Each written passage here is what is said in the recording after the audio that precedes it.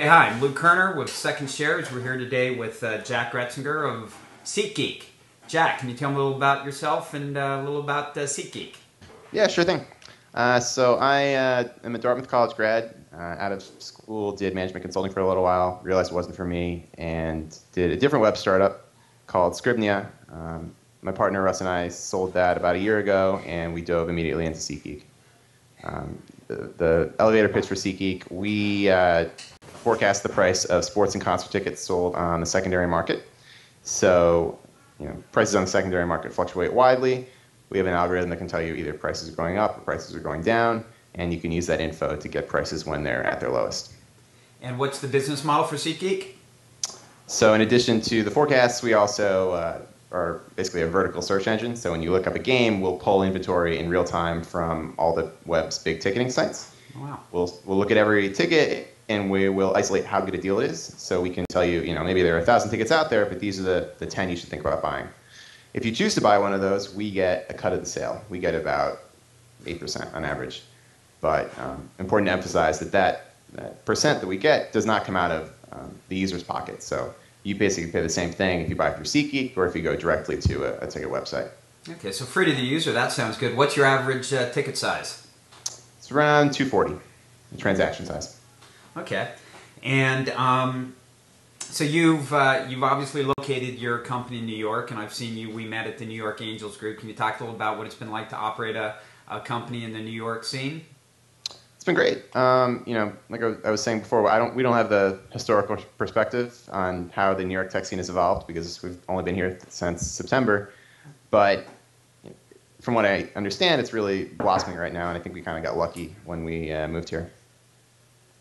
And how much interaction have you had so far with kind of the angels, VCs, and other of the other tech groups in town? In terms of angels and VCs, there's plenty of options. So we've had a ton of conversations with those folks. Try to go to a couple meetups every month. So we usually go to Hackers and Founders. Go to the New York Tech Meetup a little more sporadically, but still try to make it every month. So many of that the sort of meetups out there that there's way more than we can ever go to. So it's just a matter of picking what you like the most. Okay, and what are the upcoming milestones that we should be looking for SeatGeek? How are you gauging your success? The biggest gauge is always traffic. So we're constantly trying to boost traffic, trying to do a lot of partnerships with content sites, music sites, sports sites, etc. that need a ticketing solution. From a product standpoint, we're focusing more on college sports. So for the first time, we've launched March Madness, forecasts, and analytics. And then for the upcoming college football season, we'll do college football for the first time. We're also building a subscription product for ticket brokers. So that's something that's still 3 or 4 months away, but basic idea is you're a professional ticket broker, you're selling potentially millions of dollars of tickets every year. It might be helpful to have some basic analytics about your market. So we're building something that delivers that on a subscription basis. I think it would be incredibly helpful if you were a ticket broker. What was your experience with the March Madness in terms of what direction did the ticket prices go over time? So that was the first time we'd done a kind of tournament style like that. So in general, hard to come up with one broad trend. I think if anything, ticket prices fell for those games, but it was very, very ticket prices moved a lot more than basically for any other event site. So a lot of movement.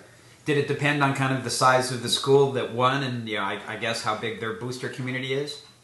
Yeah, that's part of it. A lot of it has to do with geography. So it's important if a school is big, but it's also important if they are big and they are playing near where the school is. If they're playing across the country, it's probably not going to matter as much.